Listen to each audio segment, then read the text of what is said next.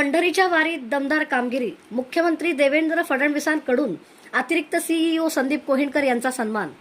पंढरीच्या वारीत लाखो वारकऱ्यांची सेवा आणि त्या सेवेची थेट मुख्यमंत्री देवेंद्र फडणवीस यांनी घेतली दखल.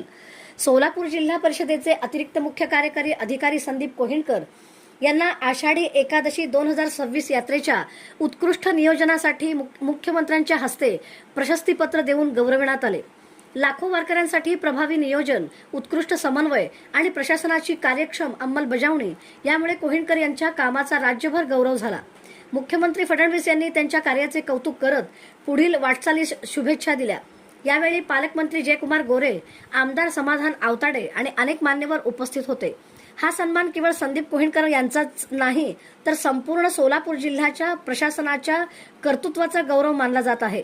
पंढरीच्या वारीत झळकलेली ही कामगिरी आता राज्यासाठी आदर्श ठरत आहे.